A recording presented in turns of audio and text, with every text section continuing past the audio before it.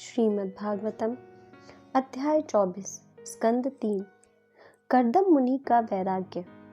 भगवान विष्णु के वचनों का स्मरण करते हुए कर्दम मुनि ने वैराग्यपूर्ण बातें करने वाली स्वयंभू मनु की प्रशंसनीय पुत्री देवहूति से इस प्रकार कहा।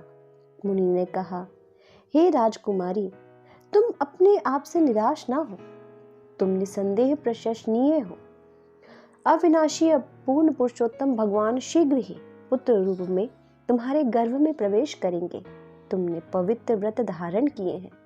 ईश्वर तुम्हारा कल्याण करें। अब तुम ईश्वर की पूजा अत्यंत श्रद्धा, संयम, नियम, तप तथा अपने धन के दान के द्वारा करो। तुम्हारे द्वारा पूजित होकर श्री भगवान मेरे नाम तथा यश का विस्तार करेंगे। वे तुम्हारे पुत्र बनकर तथा तुम्हें ब्रह्म ज्ञान की शिक्षा देकर तुम्हारे हृदय में पड़ी गांठ को छिन्न कर देंगे। श्री मैत्रेय ने कहा, देवहूति में अपने पति कर्दम के आदेशों के प्रति अत्यंत श्रद्धा तथा सम्मान था, क्योंकि वे ब्रह्मांड में मनुष्यों को उत्पन्न करने वाले प्रजापतियों में से एक थे। हे मुनि, इस प्रकार वह ब्रह्मांड के स्वामी घट घट के वासी श्री भगवान की पूजा करने लगे। अनेक वर्षों बाद मधुसूदन अर्थात मधु नामक असुर के संहार करता पूर्ण पुरुषोत्तम भगवान कर्दम मुनि के वीर्य में प्रविष्ट होकर देवहूति के गर्भ में उसी प्रकार प्रकट हुए जिस प्रकार किसी यज्ञ के काष्ठ में से अग्नि उत्पन्न होती है। पृथ्वी पर उनके अवतरित होते समय आकाश में देवताओं ने वाद्य यंत्रों के रूप में जल बरसाने वाले मेघों से वाद्य संगीत की सी ध्वनियां बजाई।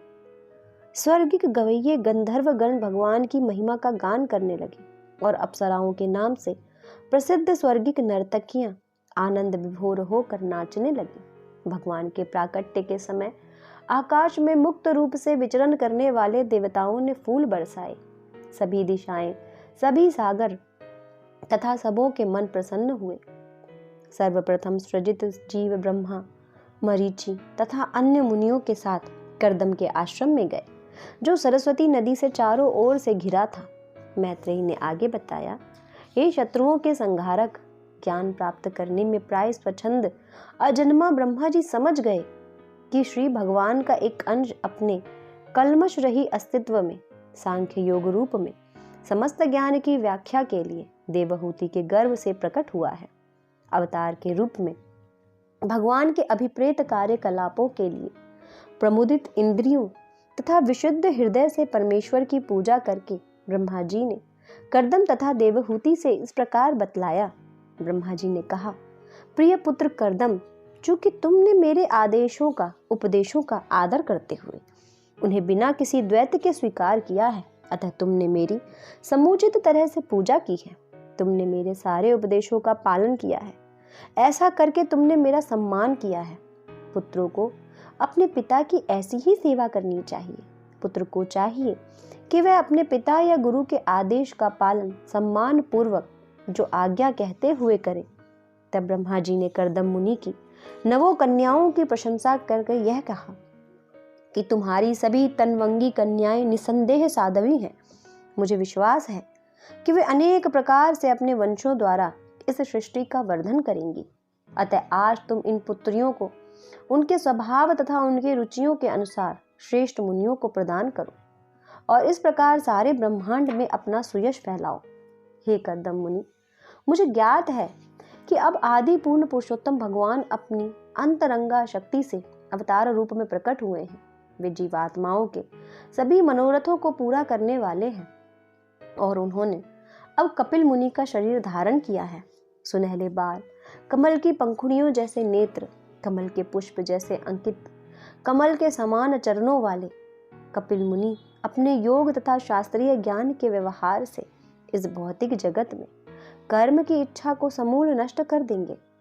तब ब्रह्मा जी ने देवहूति से कहा, हे मनुपुत्री, जिन श्री भगवान ने कैटव असुर का वध किया है, वे ही अब तुम्हारे गर्भ में आए हैं। वे तुम्हारे समस्त संशय तथा अज्ञान की गांठ को नष्ट कर देंगे। तब वे सारे विश्व का भ्रमण करेंगे। तुम्हारा पुत्र समस्त सिद्ध गणों का अग्रणी होगा। वह वास्तविक ज्ञान का प्रसार करने में दक्ष आचार्यों द्वारा मान्य होगा और मनुष्यों में वह कपिल नाम से विख्यात होगा। देवहूति के पुत्र रूप में वह तुम्हारे यश को बढ़ाएगा।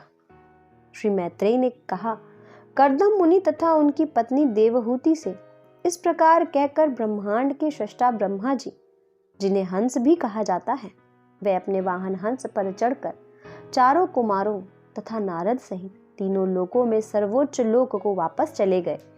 हे विदुर, ब्रह्मा जी कर्दम मुनि के अपनी 9 पुत्रियों को ब्रह्मा द्वारा दिए गए आदेशों के अनुसार 9 ऋषियों को प्रदान किया, जिन्होंने इस संसार के मनुष्यों का सृजन किया है।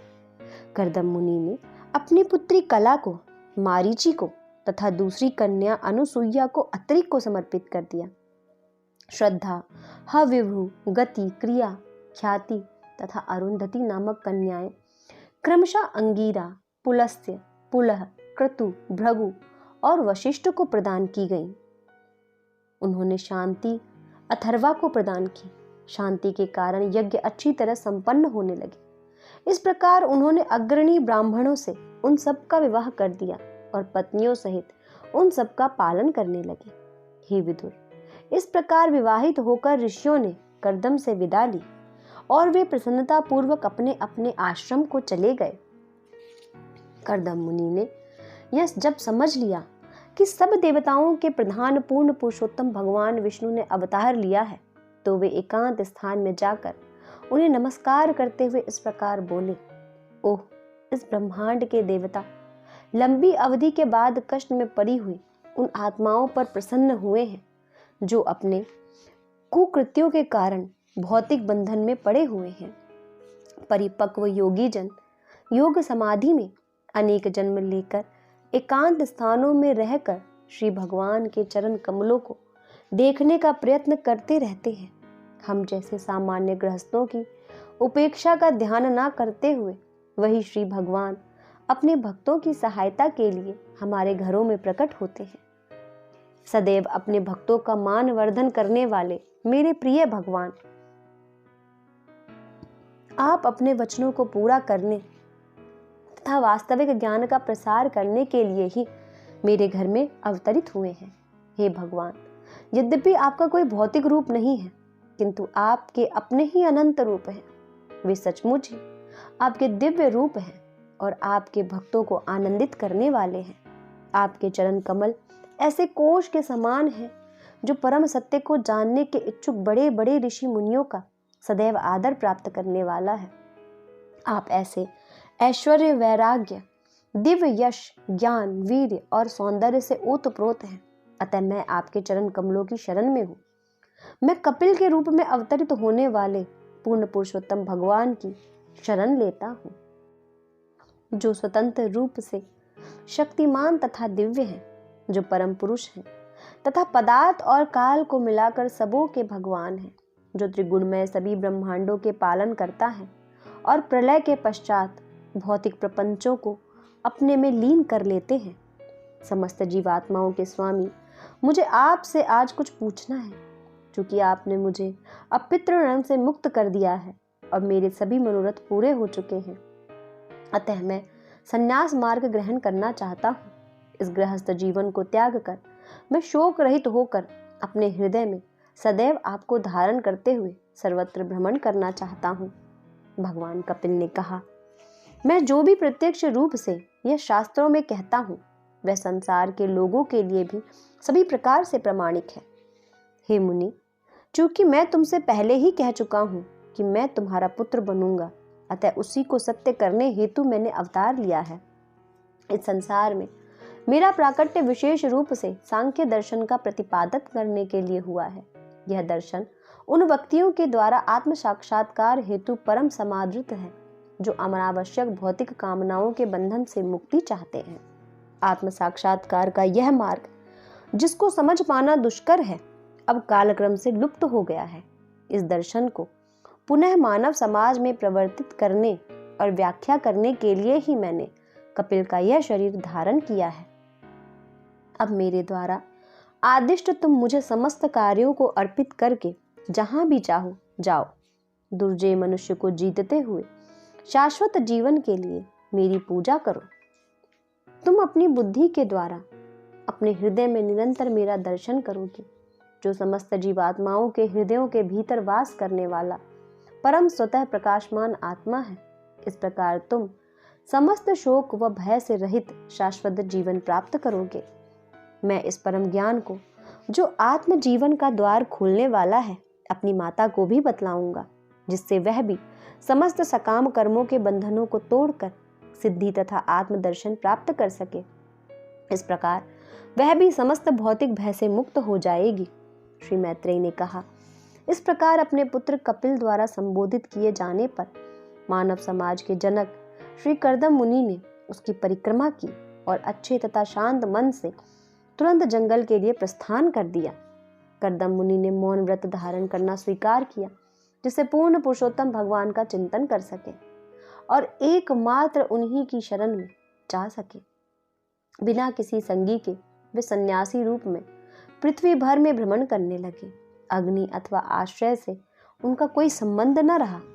उन्होंने अपना मन पर ब्रह्म पूर्ण पुरुषोत्तम भगवान में स्थिर कर दिया, जो कार्य कारण से परे हैं, जो तीनों गुणों को प्रकट करने वाले हैं किंतु उन तीनों गुणों से अतीत हैं और जो केवल अटूट भक्ति योग के द्वारा देखे जा सकते हैं।